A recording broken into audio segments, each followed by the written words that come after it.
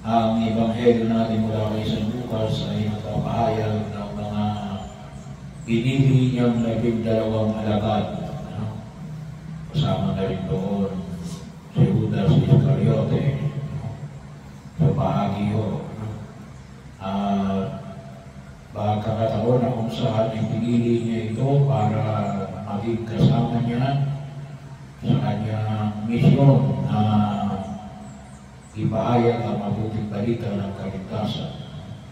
Pag pinag-usapan natin yung mga hinirap, medyo malawak pag nilinilaya. Kaya i-connect natin sa unang pagbasa. Sa katanungan ay pinamanig ko ni San Pablo. Si San Pablo ay hindi ko kasama sa 12 apostol. Pero siya tinutuloy ng apostol. Siya tinawag ng Diyos noong si Kristo, si Yesu Kristo ay patay na. So bahagyo, so namatay si Jesus 33 AD, more than 33 AD, na makita namin si San Pablo hanggang siguro 70 AD. Pero bahagyo na makita natin na sa katanungan na inilahad sa unang pagbasa, yung usapin kapag may reklamo ka raw sa kapwa mo, mananampalataya, kanina mo itutulog. Sa korte ba na kung tawagin po rito ay ng gobyerno, tawag rito ay pegat, pinahagi rito, ibig sabihin, hindi ito korte ng simbahan. Meron tayong korte, pero hindi ko korte na halimbawa ay sasabihin, meron tayong korte or ecclesiastical members. Katulad ng halimbawa ng sabihin ng annulment, meron tayong tinatawag ng church annulment. May din o civil annulment. Kapag ikaw na-annul, sige, kung kasal ka sa simbahan, pinakailangan mo pa rin i-annul sa civil. So, bahagi rin mo yun. So, mayroon tayong mismong korte, pero yun ay discipline. Pero kapag sabihin tungkol sa makamundong pagtilos, hindi ko lang po nakita sapagkat yung panyaya ni San Pablo is not really korte. Ang panyaya ni San Pablo ay kung maaari ay matugunan yung usapin na yun kung ang parehong concern ay parehong mananampalataya. Ibig sabihin, kung maaari, do not drop your laundry on the tinatawag natin civil court. Alam niyo ba yung civil court, kapag kayo inakusahan sa civil court ng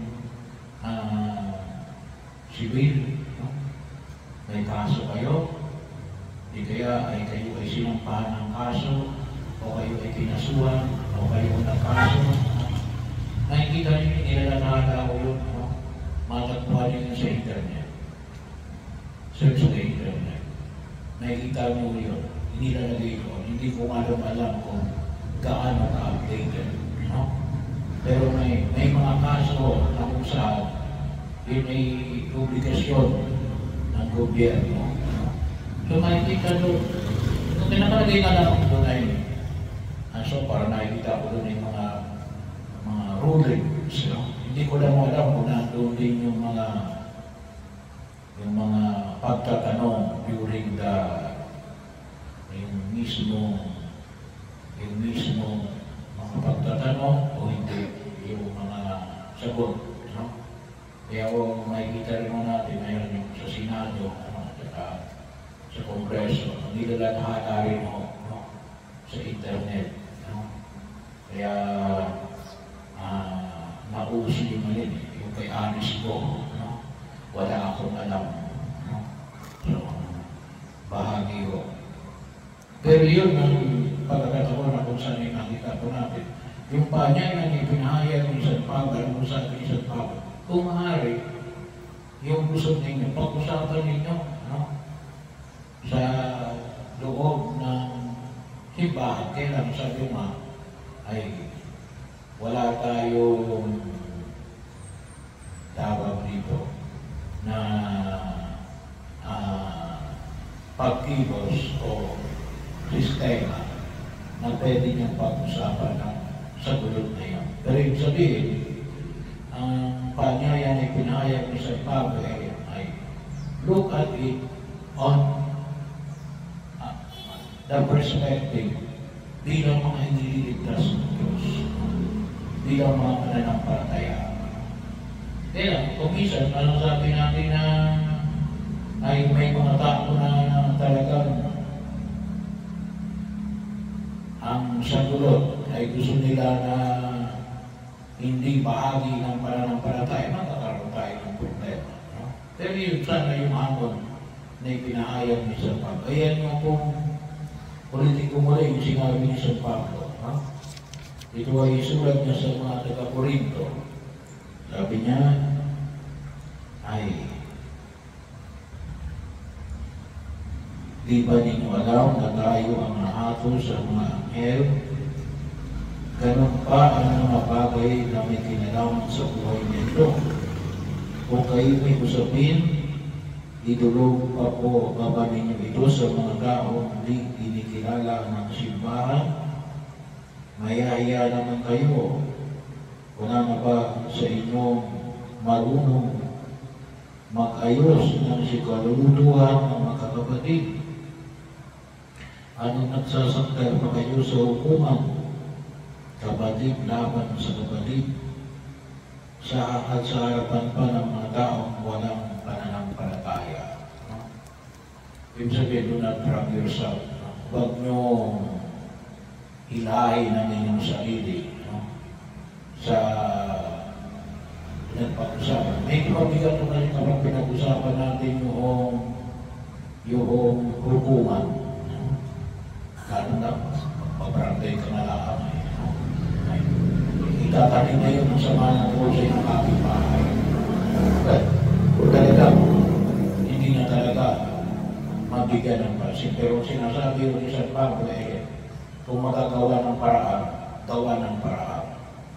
Amicably, na maayos, panatag, at bilang magkakapatid, bilang magkakaibigan. Yun yung hamon niya. Na nawa ay matugunan natin para hindi na umabot sa anumang uri ng tinatawag natin kaguluhan. Ewan ko lang sa inyo kung sino sa inyo ang nakaranas ng isang daan at sumakdan sa hukuman. Very dangerous yun. Lalo-lalo na yung ating justice system. Napakatagal. Bahagi o kumisan na kung saan yung nakikita po natin. Yun ay kapag nagsagdal ka, aatinan mo yun. Aatinan mo yun. Every time. At magbabayad ka ng iyong attorney. Every time na. Iba pa po yung acceptance. Yung acceptance na kaso, iba pa po yun. Tatagapin ko yung kaso na yan, ito ipabayad. Iba pa po yung every hearing, babayaran mo pa rin ang attorney mo. No? Depende sa napag-uusapan ninyo. Matalo man o manalo. Kung may matatanggap kang pera, may matatanggap din yung attorney mo. Mabawasan pa yung ibinigay sa iyo. Pero hindi mo sabihin, ang panyayan ng kung may kapata ay alin na kung makikita po natin yung mahayag ng San Pablo, ay magdalak ng kaaway. Kung maaari. Kung mapag-uusapan natin sa maliit pa lang ang bagay, ay ayusin na natin. Huwag na natin panakihin yung mga usapin ng mga bagay. Yung maliliit na punto na lamang, imaan pa natin. Maging bahagi ng pagkilos sa kung saan ay makikita natin. At kung natusin mo yung nangyari kumuloy, It has, hindi lang mo nagkaroon ng problema nito si Cogoy, pati yung kanyang mga tagasunod. Bakit? Ano yun eh? Kung tawagin po natin yun, toxic yun eh. Na pati na rin sa mga polis. Hindi nila malaman kung anong damdam niya. Susunod po sila. Pagkatapos ay makita natin. Susunod sila na hindi nila sinasaktan. Kahit na sila sinasaktan. Napakahirap. Pero yun ang makita natin. Well, of course, ang pinakasumatotal doon ay anong ibig sabihin ay di huwag tayong gumawa ng kasalanan. Kung gumawa tayo ng kasalanan, simple lang. Na tayo magagawa, nagawa na natin eh. Hindi na natin may babalik yun. Magbayad ka. Yun ang ibig sabihin. Hindi ka lang magsusorry. Hindi na kailangan magbabayad ka. Kaya nga sa atin, dinasabi ko, bakit kayo mga Katoliko may purgatorio kayo? Justice yun eh. Hindi ka lang kinakailangan maumpisa, tapos magdadasalin ka ng 5 kamanamin o magdadasalin ka ng 1 rosaryo, tapos na. Hindi. Hindi na kailangan may tawagin natin ng katarungan na kinakailangan mo ibalik doon sa iyong pinagkasalanan. At yun ay maaaring mismo kung tawagin natin remuneration doon mismo sa na kung nakasira ka ng pader, ibalik mo yung pader. Kung hindi mo na pwedeng ibalik, at wala na yung lupa, ay di sa ibang pamamaraan, bahagi yun. Kung wala na yung taong pinagkasalanan mo, maaaring nagpunta na sa abroad, itikas na ng tao. Itikas na ngayon yan. Di kaya ay talagang hindi mo na makita ang gagawin mo, ibigay mo sa simbahan. Pero pag binigay mo sa simbahan, maliwanag sila, ito, kaya ako'y binibigay sa simbahan, ito yung utang ko doon sa taong hindi ko na mabayaran, ibinibigay ko na sa simbahan. Pwede yung down payment yun. Stagger. Pwede. Pero yung sabihin, maibigay natin yung hinihingi ng katarungan. Pagkakatawan na kung saan naman. Pero simple, saan ka mong gawa? Pwede mong gawin na magpapiling program ka. Pwede rin yun. Pero yung kaya sa intensyon, para maibigay mo yung hinihingi ng katarungan sa pagkakasala na nagawa mo. Bahagi mo yan. And we must remember, sa ngayon sa batas ng simbahan, kung ikaw ay nakakuha ng 100 piso, magkano dapat ay babalik mo? Magkano? Halimbawa, nakakuha ka, nakakuha ka ng 100, magkano dapat ibalik mo? Ilan?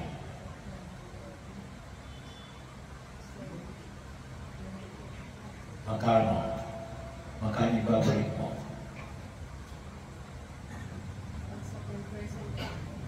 Iba yung 10%. Yun ay kung tawagin natin ay tithing yun.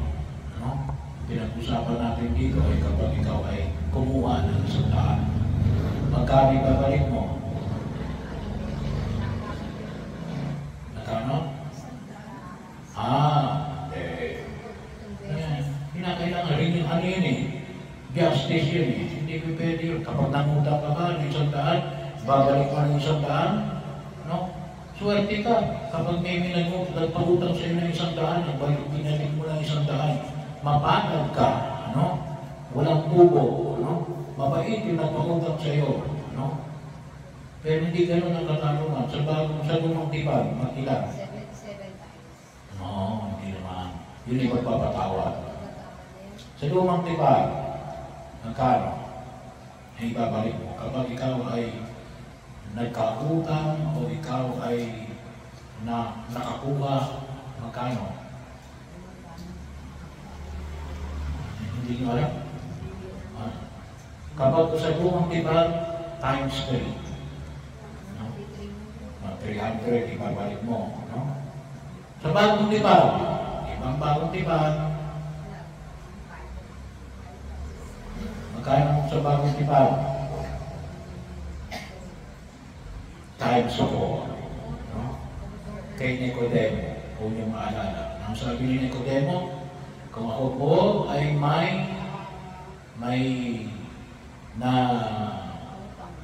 utang o mayroon akong nasingil ng higit, dapat nasingil, ibabalik ko ng ika-4 na bahagi. No? 4 times. Sino sabihin, yung transgression o yung pagsi, mag-ingat tayo na mag-transgress, no? Magkasala. Kasi they will pay more than the amount na sinira natin. Bahagi yun na kung saan yung nakikawa natin. Pero yun yung paanyayan yung pinapahayag ng Rome kapag. Kasi kung minsan ay yung tao, kaya ako ngayon parang okay lang na magkasala, simply because hindi nila nakikita na mayroong kaakibat na kinakailangan pagpapayaran. Akala nila makalusog sila sa katarungan. Akala nila okay lang na walang iimbita. I can go on my way. Walang gagalaw sa akin. Mahali mo yun. Kaya yung mga tao, kaya pagkakataon na kung saan yung makita natin, kaya itong sistema na ito, malaki yung impact ngayon, katulad ni Alice mo at ni Cobaloy na alin.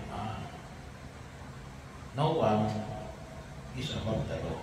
No? Ito yun yung binabahagi. Sana nga ganun. No? Yung makita ng tao. No one is above the law. Pagkakataon. At sana maibigay rin yung hinihingi ng katarungan na maibalik. Kaya yun. Pero yung sabihin, yun yung hinihingi ng batas ng lipunang dinadalawa natin. Pero tayo, mga mananampalataya, sana magkaroon tayo ng maayos na kaisipan na huwag gumawa ng kasalanan.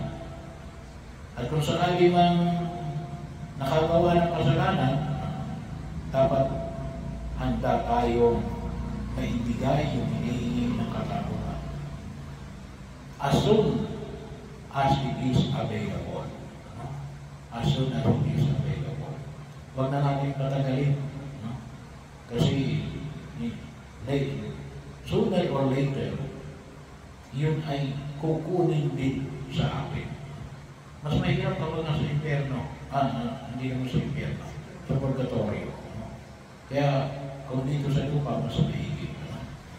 Pero yun yung hamon na pinapahayag ni San Pablo. Kaya may komisyon yung salitang ginamit niya rin, mahiya naman kayo. No? Medyo mabigat yun mahiya naman kayo. Huwag rin ang pakialaman yung mga taong walang hiya. Hindi natin makayang sakupin yun Pero yung panyayang ipinahayag niya, bakit tayo mga anak ng Diyos. And we have to act like God.